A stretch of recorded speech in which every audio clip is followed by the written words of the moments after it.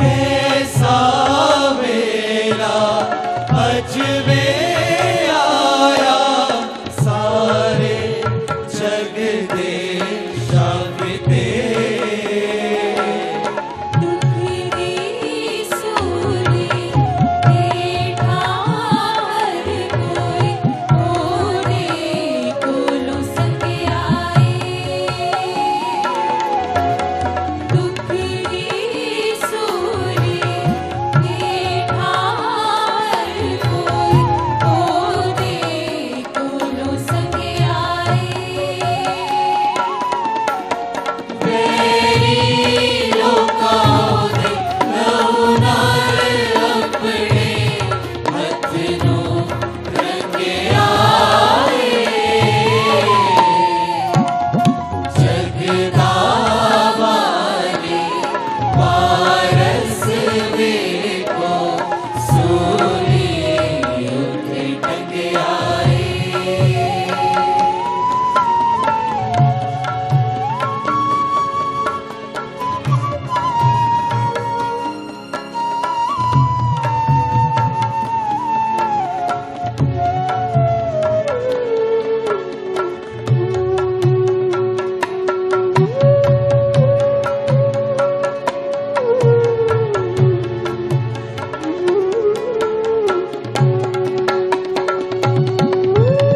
जेड़ा सारी दुनिया उत्ते खुशियां वंडदा फिरदा सी। जेड़ा सारी दुनिया उत्ते खुशियां वंडदा फिरदा सी। ओनू अजब इस वेखो, आशिक बन के डके आए। ओनू अजब इस वेखो, आशिक बन के डके आए। वेरी लोकां दे लहू नाल अपने हथ नूं रंगिया है। जगदा वाले वारस वेखो, सूली उत्ते टंगिया है। जगदा वाले वारस वेखो, सूली उत्ते टंगिया है।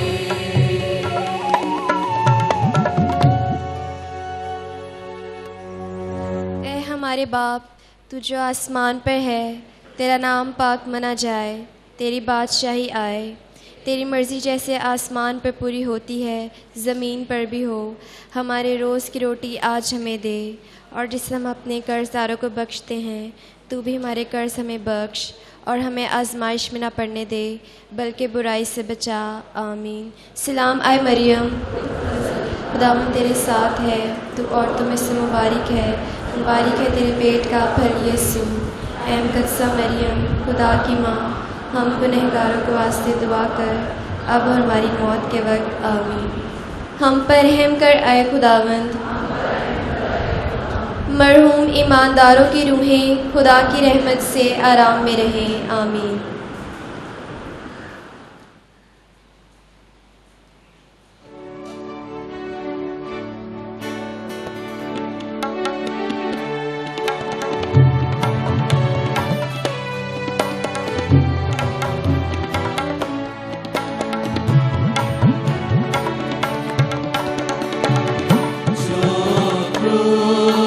पे कुर्बान है, ओ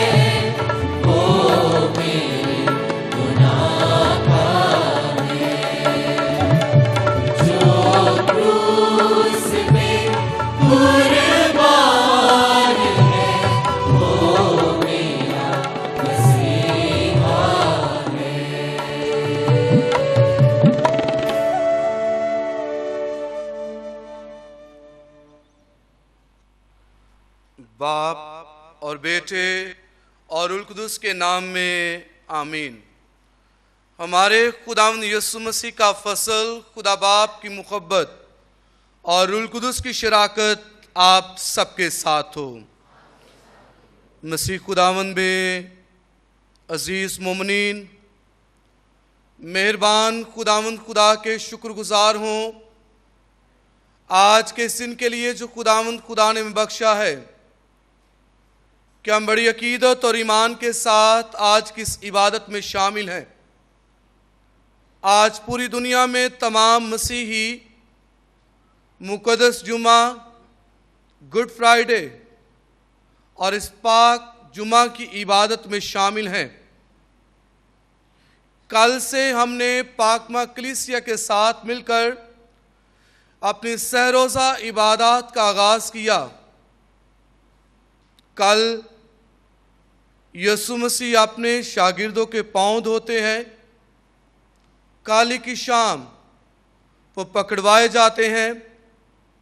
सारी रात अदालतों में घसीटा जाता है और आज यीशु मसीह सलीब पर कुर्बान होते हैं। तमाम मसीही आज की इस इबादत में शामिल हैं और इस ईमान में बढ़ते हैं कि यीशु मसीह हमारे ईमान की खातर, हमारी ज़िंदगी की खातर, हमारे गुनाहों की खातर सलीब पर मरता है, दुख सहता है और फिर जी उठेगा। आज हम पूरी दुनिया में तमाम मसीही यीशु मसीह के दुख सहने, सलीब पर मरने और फिर जी उठने की रसूमात में शामिल होते हैं। इसलिए कि हमारा खुदावंद खुदा निजात का खुदा है, ज़िंदगी बख्शता है और मरकर हमारे लिए ज़िंदगी के दरवाज़े खोल देता है। आज बड़ी खुशी, शादमानी के साथ, ईमान की भरपूरी के साथ आज हम सब इस इबादत में शामिल हैं। मैं आज अपनी तरफ से तमाम मसीही मोमिनीन को आज की इस इबादत में खुशामदीद कहता हूँ। इस ईमान और इस अकीदत के साथ कि हम दुख सहकर यीशु के साथ जी उठेंगे।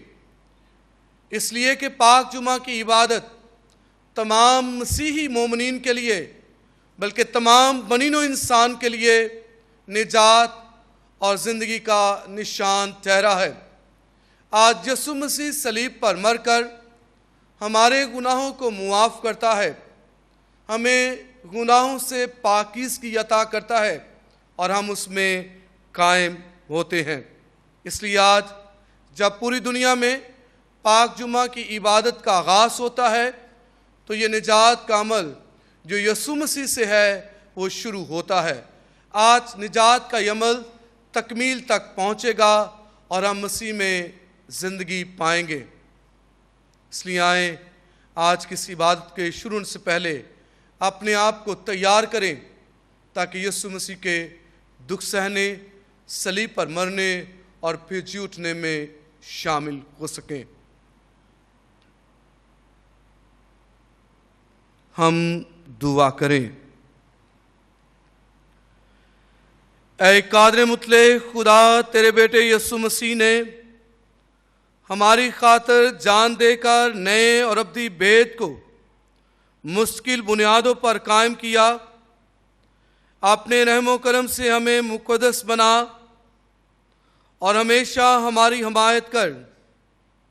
बख्श दे कि आज के इस इबादत के तुफ़ैल हम मसीही मोमिनीन ईमान में मजबूत होकर तेरी गवाही देते रहें, तुझ में कायम हो और तुझ में बढ़े, दुख सहने, सलीब पर मरने और फिर जी उठने का गहरा इरफान हासिल करें।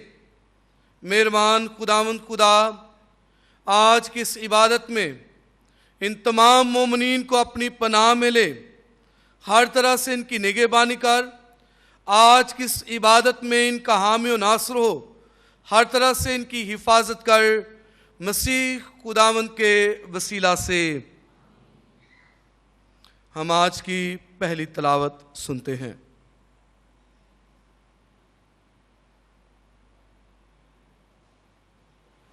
वो हमारी खताओं के सबब से छेदा गया। ज़िंदगी बख्श कलाम में से हमारे लिए आज की पहली तलावत शाय नबी का सहीफ़ा उसके 52 बाब में से 13 से 53 बाब की 12 आयत तक। देखो मेरा खादम बरोमंद होगा, वो सरफराज और नहायत बुलंद होगा। जिस तरह वो तेरे देखकर तुझसे दंग हो गए, क्योंकि उसका चेहरा इंसान के चेहरा से और उसकी सूरत बनी नू इंसान की सूरत से ज़्यादा माजूब हो गई। उसी तरह वो तेरी कौमें उसको देखकर ताजुब करेंगी और बादशाह उसके सामने मुंह बंद करेंगे, क्योंकि जो कुछ उन्हें बताया ना गया था वो उसे देखेंगे और जो कुछ उन्होंने ना सुना था वो उस पर नज़र करेंगे। जो हमसे सुना उसका किसने यकीन किया है और खुदावंद का बाजू किस पर जाहिर हुआ है। वो उसके आगे कौंपल की तरह फूट निकला, खुश्क ज़मीन से जड़ की मानिद। उसकी कुछ सूरत नहीं, कुछ हशमत नहीं कि हम उसका लिहाज करें। उसकी खुद शक्ल नहीं कि हम उसके मुश्ताक हों। हकीर और आदमियों से मतरूक, मर्द गमनाक और बीमारियों का आशना, ऐसे शख्स की मानिद जिससे लोग मुंह मोड़ते हैं। वो हकीर था और हमने उसकी कुछ कदर न की। यकीनन उसने हमारी ही बीमारियां उठाईं, हमारे ही गम उस पर लदे हुए थे। हालांकि हम उसे मबरूज समझे और खुदा की तरफ से मारा हुआ और जलील, तो भी वो हमारी ही खताओं के सबब से ज़ख्मी हुआ और हमारी ही बदियों की खातिर कुचला गया। हमारी सलामती की तादीब उस पर थी और उसके कोड़े खाने से हमने शिफा पाई। हम सब भेड़ों की मानिद भटक गए, हम में से हर एक अपनी राह को फिरा, पर खुदावंद ने हम सब की बदी उस पर ला दी। उस पर जुल्म किया गया पर वो फरोतन रहा और उसने अपना मुंह न खोला। वो ज़िबा होने वाले भेड़ की मानिद और बरा की मानिद बाल कुतरने वालों के सामने खामोश रहा और अपना मुंह न खोला। गिरफ्तार करने और फतवा देने के बाद वो उसे ले गए। उसका अंजाम कौन बयान करेगा। वो अर्ज़े ज़िंदगान से काटा गया और अपनी उम्मत की सरकशी के सबब से कत्ल किया गया और उन्होंने शरीरों के हाथ उसे दफनाया और दौलतमंद के साथ उसको कब्र में रखा। अगरचे उसने कभी जुल्म न किया और उसके मुंह में फरेब न पाया गया, तो भी खुदावंद को पसंद आया कि उसको बीमारियों से कुचले। यकीनन उसने अपने आप को खता का ज़िबा किया। वह ऐसी नस्ल देखेगा जिसके अजाम दराज होंगे और खुदावंद का इरादा उसके हाथ से कामयाब होगा। वो अपनी जान के दुख के बाद नूर देखेगा, वो अपने इरफान से आसूदा होगा। मेरा सादिक खादिम बतेरों को सादिक ठहराएगा और वो उनकी बदियों को उठा लेगा। इसलिए मैं बतेरों को उसका हिस्सा कर दूंगा और बेशुमार लोग उसकी गनीमत होंगे, क्योंकि उसने अपनी जान मौत के हवाले कर दी और वह बद करदारों के साथ शुमार किया गया। बस उसने बतेरों के गुनाह उठा लिए और वह बर्द करदारों का शाफी है। पाक कलाम के पढ़े और सुने जाने पर खुदावंद की बरकत हो।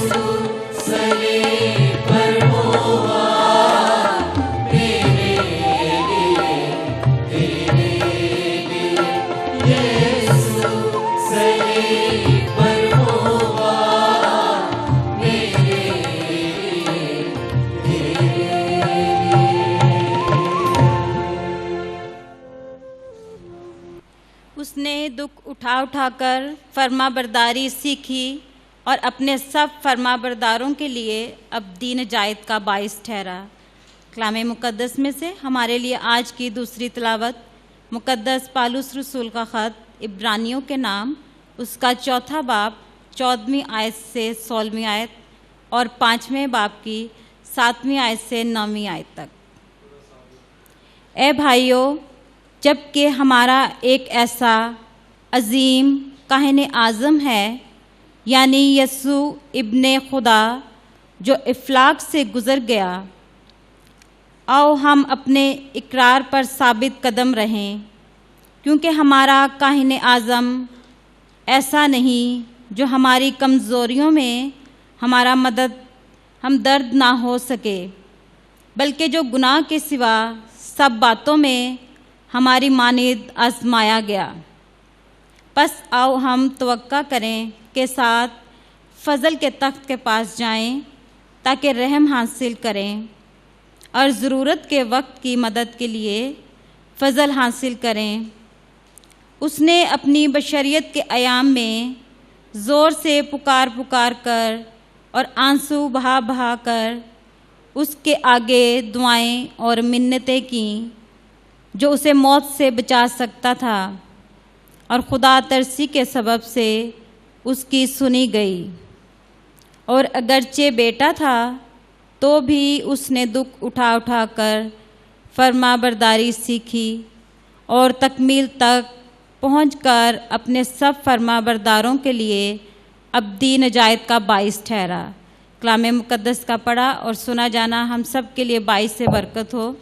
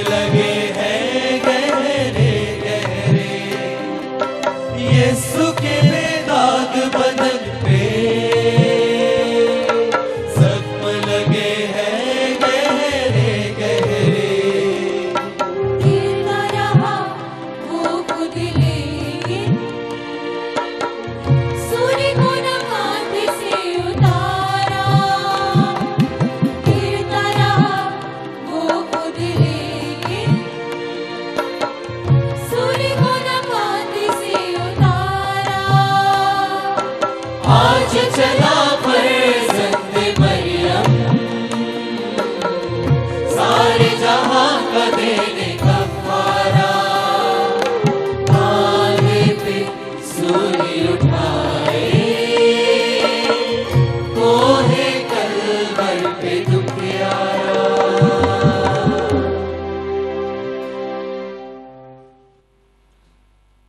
आज इंजील मुक़द्दस के लिए सभी बैठे रहेंगे। इंजील मुक़द्दस लंबी है।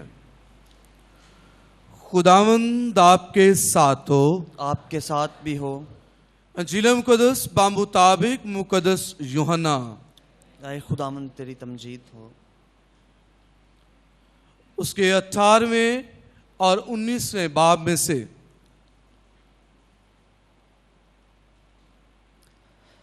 उस वक्त यस्सु अपने शागिर्दों के साथ वादी कदरून के पार गया, जहां एक बाग था।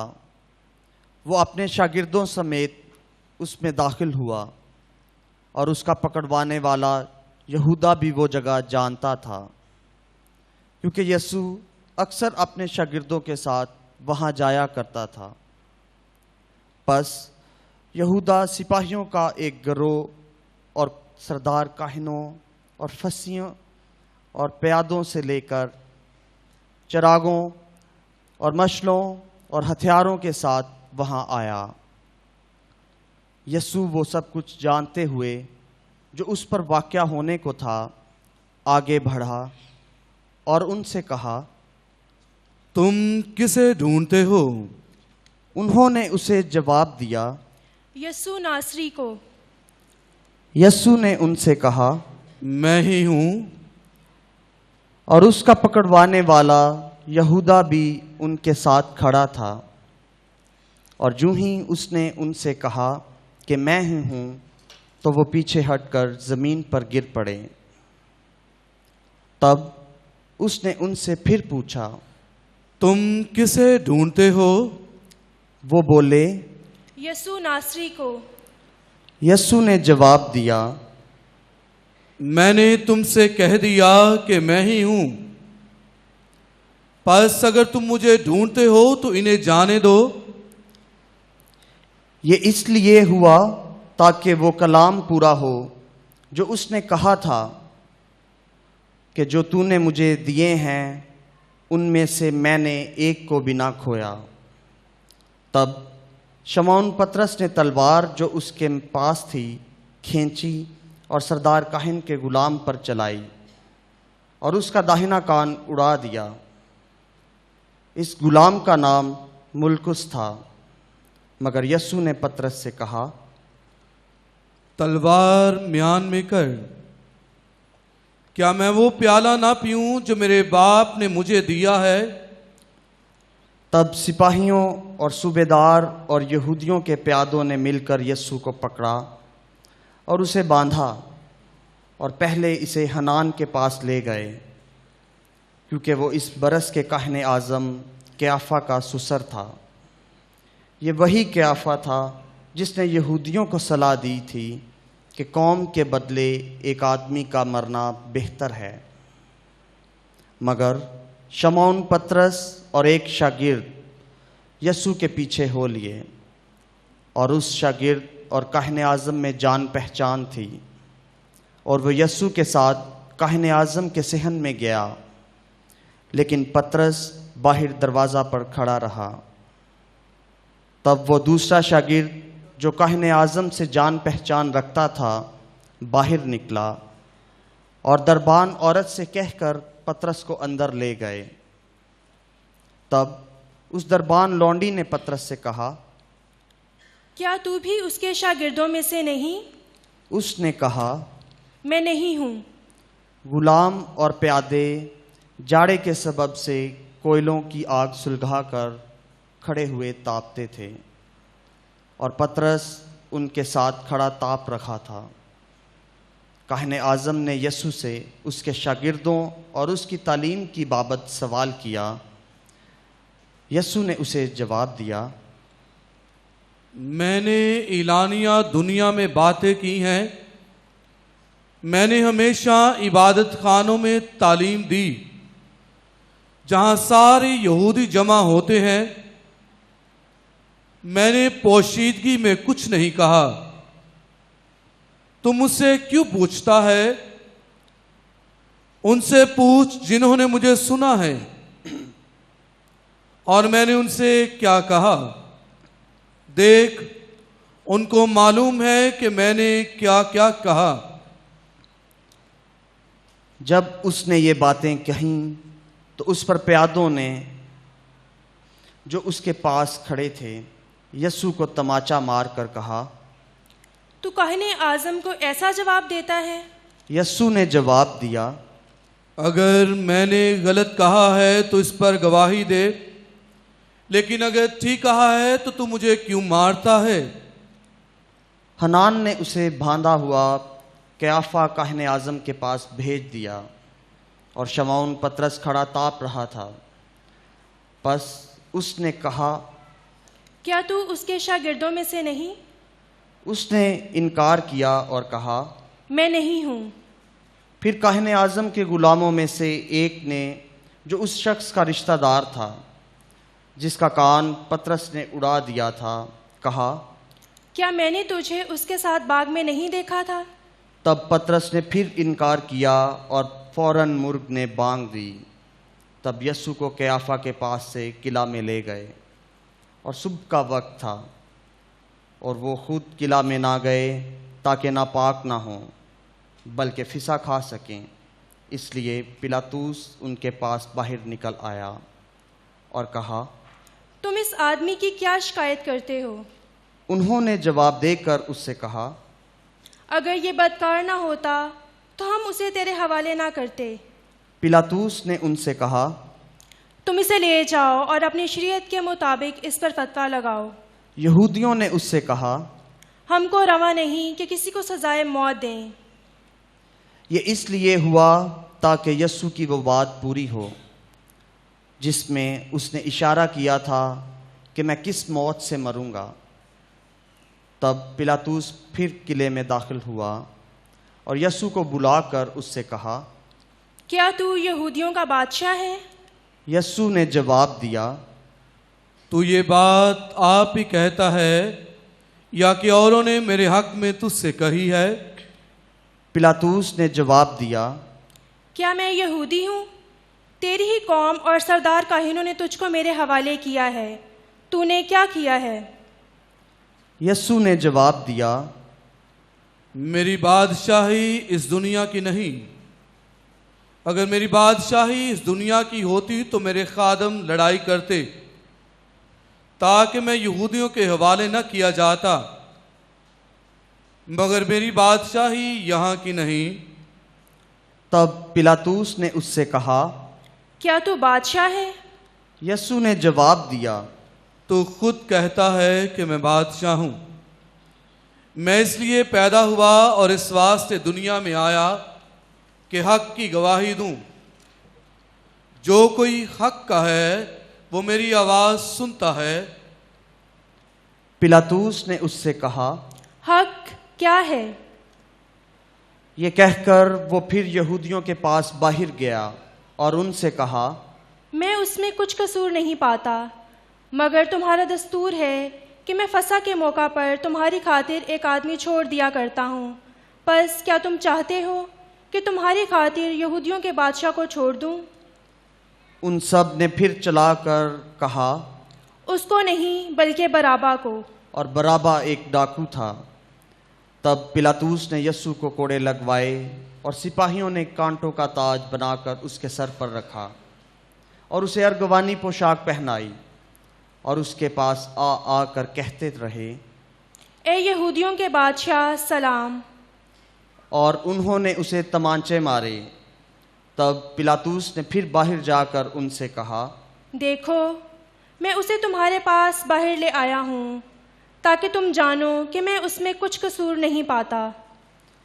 बस यीशु कांटों का ताज रखे और अर्गवानी पोशाक पहने बाहर आया और पिलातूस ने उनसे कहा, देखो ये आदमी। जब सरदार काहिनों और प्यादों ने उसे देखा तो चलाकर कहा, सलीब दे सलीब।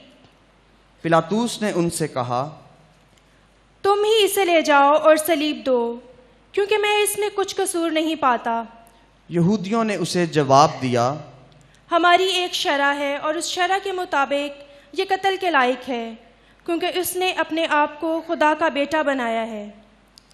जब पिलातूस ने ये बात सुनी तो और भी डर गया और किले में फिर अंदर आकर यीशु से कहा, तू कहाँ का है? मगर यीशु ने उसे कुछ जवाब ना दिया। तब पिलातूस ने उससे कहा, तू मुझसे बोलता नहीं? क्या तू नहीं जानता कि मुझे इख्तियार है कि तुझे छोड़ दूं, और ये इख्तियार भी है कि तुझे सलीब दे दूं? यीशु ने जवाब दिया, अगर तुझे ऊपर से न दिया जाता तो मुझ पर तेरा कुछ इख्तियार ना होता, इसलिए कि जिसने मुझे तेरे हवाले किया वो ज़्यादा कसूरवर है। इस पर पिलातूस कोशिश करने लगा कि इसे छोड़ दे, मगर यहूदी यूं कहकर चलाते रहे, अगर तू इस शख्स को छोड़ देता है तो तू कैसर का खैर ख्वाह नहीं। जो कोई अपने आप को बादशाह बनाता है वो कैसर का मुखालिफ है। पिलातूस ये बातें सुनकर यीशु को बाहर लाया और उस मुकाम में जो फर्श मुकल्लफ या इब्रानी में जुलजत्ता कहलाता है, मसनदे अदालत पर बैठा। ये फिसा का तहैया था, तकरीबन 6 घंटा, और उसने यहूदियों से कहा, देखो अपना बादशाह। मगर वो चलाए। ले जा इसे सलीब दे। पिलातूस ने उनसे कहा, क्या मैं तुम्हारे बादशाह को सलीब दूं? सरदार काहिनों ने जवाब दिया, कैसर के सिवा हमारा कोई बादशाह नहीं। तब उसने उसे उनके हवाले कर दिया कि इसे सलीब दी जाए। बस वो यीशु को ले गए और वो अपनी सलीब आप उठाए हुए उस मुकाम तक बाहर गया जो खोपड़ी की जगह कहलाता है और जिसे इब्रानी में जुलजत्ता कहते हैं, और वहाँ उन्होंने उसे सलीब दी और उसके साथ 2 और को भी, एक को इस तरफ और एक को उस तरफ, और यीशु को बीच में। और पिलातूस ने एक किताबा लिखकर सलीब पर लगवा दिया। उसमें लिखा था, यीशु नासरी, यहूदियों का बादशाह। उस किताबा को बहुत से यहूदियों ने पढ़ा, इसलिए कि वो मुकाम जहाँ यीशु मसलूब हुआ था शहर के नज़दीक था और वह इब्रानी और लातीनी और यूनानी में लिखा गया था। बस यहूदियों के सरदार काहिनों ने पिलातूस से कहा, यहूदियों का बादशाह ना लिख, बल्कि ये कि उसने कहा था कि मैं यहूदियों का बादशाह हूँ। पिलातूस ने जवाब दिया, मैंने जो लिखा सो लिखा। जब सिपाही यीशु को मसलूब कर चुके तो उन्होंने उसके कपड़े लिए जिनको उन्होंने 4 हिस्सा किया, हर सिपाही के लिए 1 हिस्सा, और चोगा भी लिया। यह चोगा बिन सिला सरासर बुना हुआ था, इसलिए उन्होंने आपस में कहा, हम इसे ना फाड़ें बल्कि इस पर कुर्रा डालें कि ये किसका होगा। इसलिए ताकि वो नविश्ता पूरा हो जो कहता है कि वो मेरे कपड़े आपस में बांटते और मेरे लिबास पर कूड़ा डालते हैं। बस सिपाहियों ने ऐसा ही किया और यीशु की सलीब के पास उसकी माँ और उसकी माँ की बहन हल्फाई की बीवी मरियम और मरियम मजदली खड़ी थीं। यीशु ने अपनी माँ को और उस शागिर्द को जिसे वो प्यार करता था पास खड़े देखा और अपनी माँ से कहा, ऐ खतून, देख तेरा बेटा। फिर शागिर्द से कहा, देख तेरी माँ। और उसी वक्त वो शागिर्द उसे अपने घर ले गया। इसके बाद यीशु ने ये जानते हुए कि अब सब बातें तमाम हो चुकी हैं ताकि नविश्ता पूरा हो, कहा, मैं प्यासा हूँ। वहाँ सिरके से भरा हुआ एक बर्तन रखा था। उन्होंने एक स्पंज सिरके में भिगोकर जूफा की लकड़ी पर रखा और उसके मुंह से लगाया, पर यीशु ने जब सिरका पिया तो कहा, तमाम हुआ, और सर झुकाकर जान दे दी।